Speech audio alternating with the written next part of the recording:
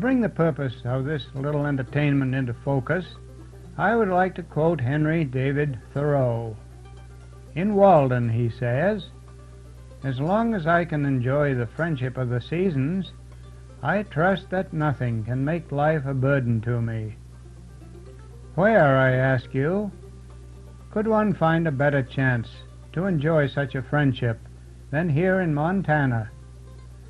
We sing praises of Montana as the treasure state, but those who truly love her look beyond material wealth to the glory of her out of doors, her mountains and lakes, her wildlife, trees and flowers, her vast prairies, and the wonder of her skies.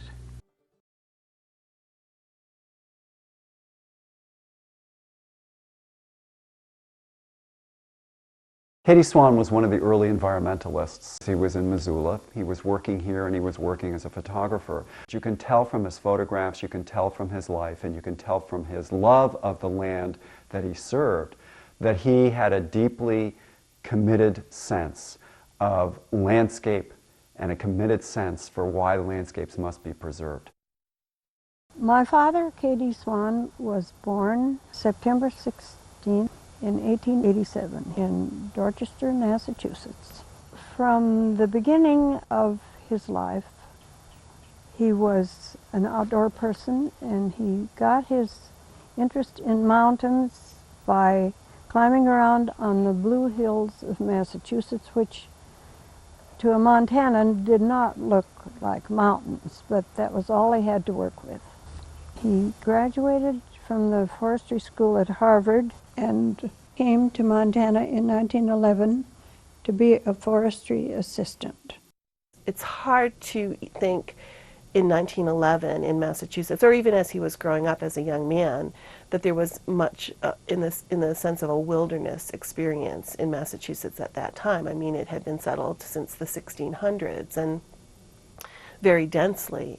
I can't imagine how he must have seen the Montana landscape when he got off the train, because it is so different. I mean, the forests are different, the scale is different. I think that's what Swan as a photographer had to struggle with. I think that's what photographers who come to the West have to struggle with, is how do you capture the grandeur of the scale in an 8x10 photograph or something smaller. Just imagine that, starting from back there. It's all settled up, and geez, a great new world out here that we could have something to do with. Yeah, so that's how I would have felt, I'm sure. KD, I think he was kind of made for that. He wanted to be in the brush, and it seemed like he was a natural. When KD comes west, in my mind, he's really, in some respects, part of this generation on the East Coast that's going to be the first to actually see the West and feel it and touch it. He's not going to know it just through photographs and just through paintings. He's going to actually experience it firsthand, and he's going to be able to reinterpret it as a person who's actually living there. When these young idealists came from Boston and New York and Philadelphia and elsewhere, and they arrived in the West, they discovered a new land, and they became new people.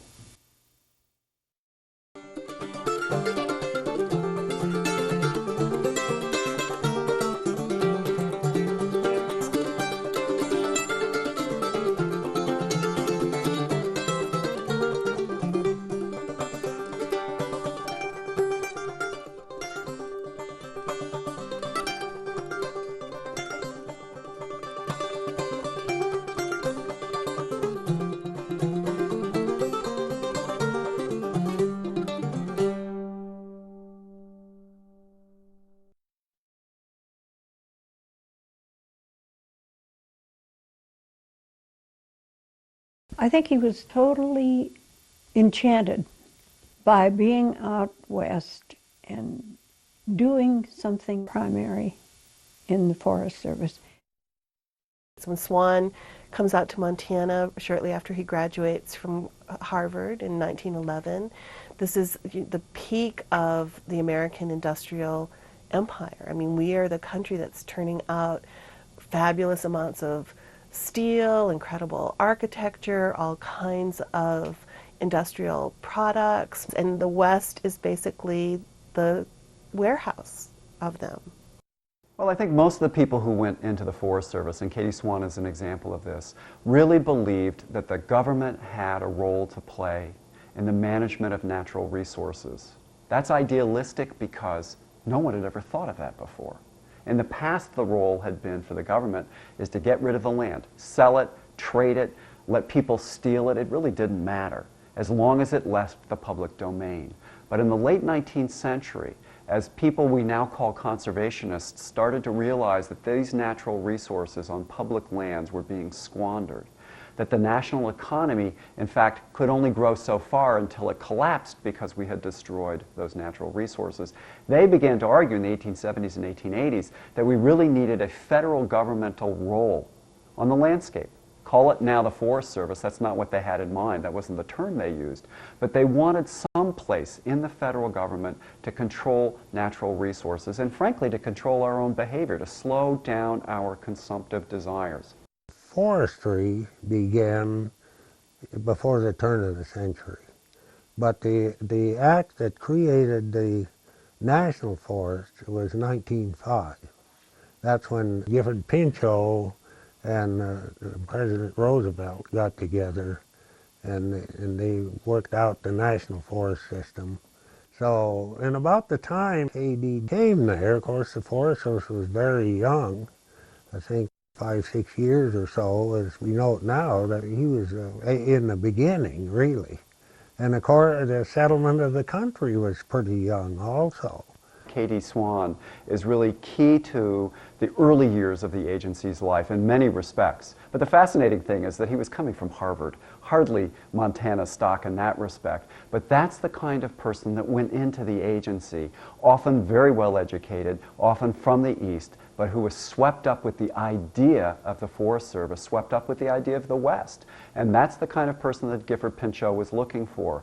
He and his peers in the agency in Washington would constantly go to every single college they could, talk about the mission of the agency, and because Pinchot himself was almost, well, he was charismatic, but he was almost a minister in a sense. He would sweep up these young men who would think nothing of dropping whatever it was they were studying, taking up science, going into biology labs, and then going to Harvard or Yale for graduate school, and then hopping a train and ending up in Missoula, which in 1911 was not Harvard. It wasn't New York, and it wasn't any place that Swan had ever seen before.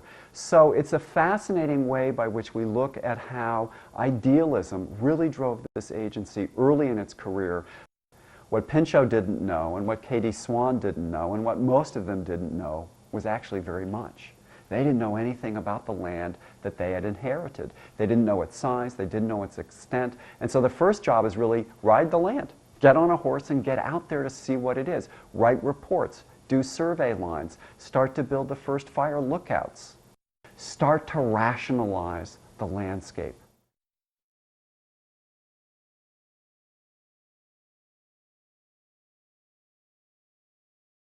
And when I first went in the Forest Service, I can't remember meeting KD exactly in a certain time in a certain place. I think he grew on me gradually because we had some of KD's photos before he was regional photographer. He was taking them just because he was a photographer, heart at heart and alive, and he enjoyed it. So he did a lot of photography before he came the regional photographer. But as time went on, pretty soon we began to look and see, hey, did he take this? Before we'd ever seen him even. So it sort of grew like that. And then later on, I think it was after he was a regional photographer, then I began to see him specifically in places. We'd be working along, somebody come through, usually somebody with him. It'd be somebody from the district trying to show him someplace he could get the picture he wanted. And then after he'd pull out and go by, the guys would say, well, who the hell is that guy with all the cameras around his neck, you know? Well, we'd say, that's KD, you know. Katie Swan worked for the Forest Service from 1911 to 1947. He didn't begin as a photographer. There was a culture where the camera was just there, and anybody could have picked it up, but KD was taking good pictures. So he was allowed to continue and encouraged and given more and more assignments. In Swan's photos, you can see his landscape photos are very carefully composed. He waited for the right light. He would frame a photograph with an interesting tree kind of coming up out of one edge of the photograph, or he would use a mule or a human being to give some sense of scale to the peaks or the lake or the forests. In my father's book, Splendid Was the Trail, he wrote, "Taking pictures with a cumbersome view camera, such as was commonly used at the time I started my picture-taking career in the Forest Service, was a much more laborious process than shooting scenes with the superb and easily handled equipment available today. But work with the old-fashioned view box that had to be mounted on a stout tripod had its compensations. For me, there was immense satisfaction in pulling a black cloth over my head and seeing the image on the ground glass viewing screen. Of course, this image would be upside down, but with a little practice, the photographer learned to make allowances for this inversion and to judge the merits of the composition. I often moved the camera several times in composing a picture. Patience paid big dividends in final results, I soon learned."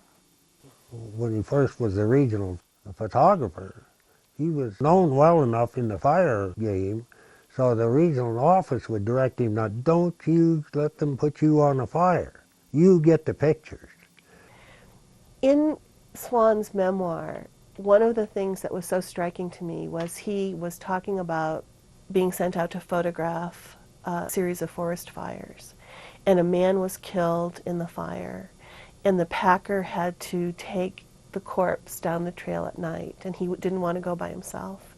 And Swan was leaving the next day anyway, so he volunteered to accompany him. And he was riding his horse behind the packer through the forest in, moonlight or starlight. And the corpse was wrapped in white canvas. And Katie Swan said something like, "One of the most vivid photographs I have is one I never took."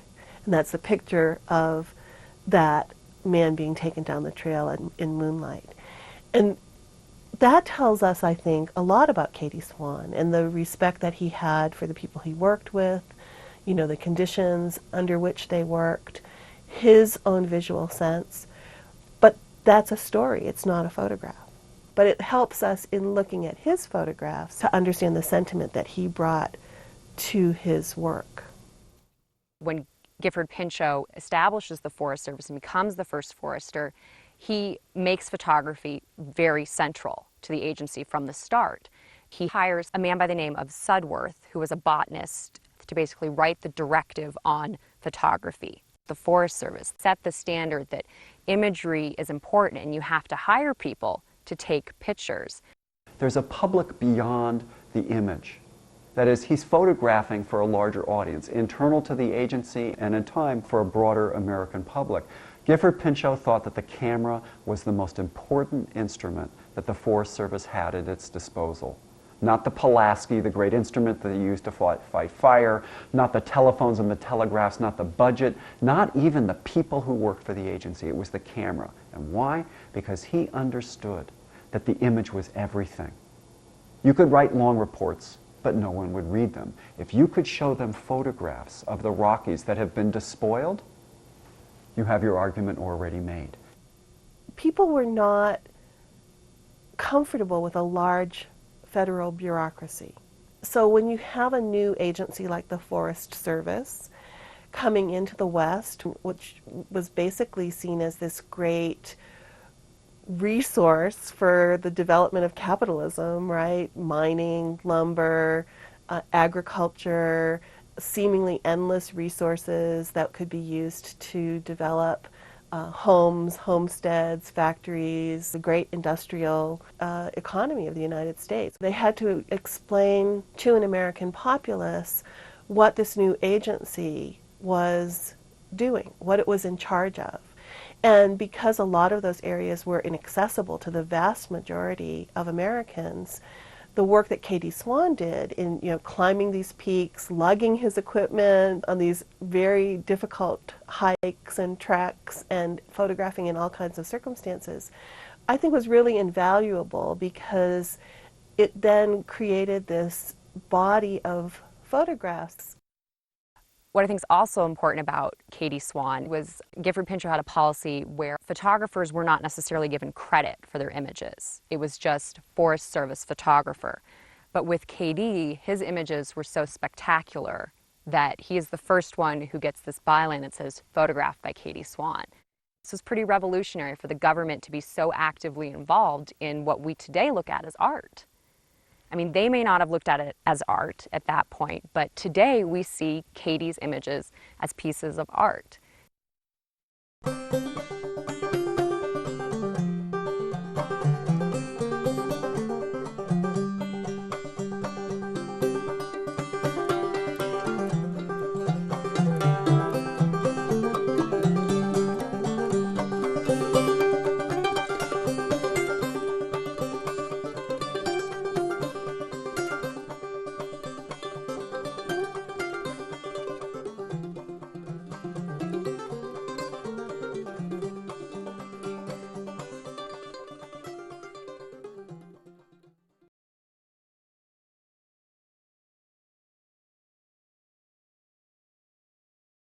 My dad took thousands of photographs while he worked for the Forest Service, but he also made short movies.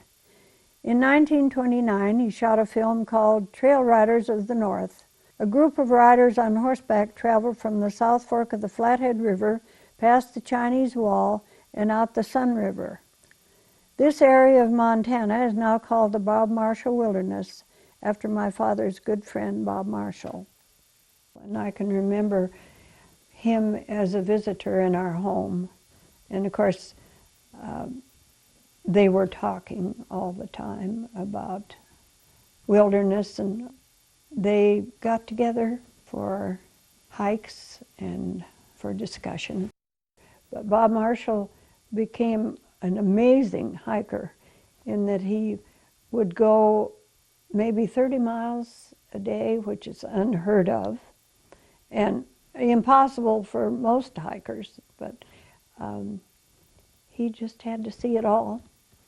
People like Swan and earlier explorers who had come out, part of their mission, I think, as conservationists, or if we want to say early environmentalists, was to let people in the East or the Midwest who didn't have a chance to come out here know that this was part of the American landscape, part of America's legacy, so to speak, part of the whole tradition of American wilderness in the late 19th and early 20th century was the notion that in the West you had these natural landscapes that rivaled the great cultural landscapes of Europe, right? This was what America could give to the world versus the cathedrals of Paris or, the monuments of the old world.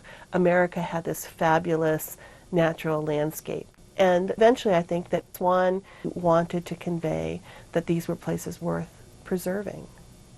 His job was to get the pictures and get them in there, and he knew that if he could do that right, he'd make a big difference. I do see my dad as one of the early conservationists, although it was not probably a well-known thing at that time. But I think in his own mind and in his life, he was demonstrating his feelings toward conserving what was important to him and what was beautiful and what should be saved. Why I'm so enamored of people like K.D. Swan is because the good that they did, the splendor that they saw, and the works that they produced are really a testimony to how we might better live on the land. I tell the children it's time to hit the home trail. It's been a long day. We left long before sunup by the light of a candle lantern. It will be long after dark when we reach our car at the foot of the mountain. The sun is gone now.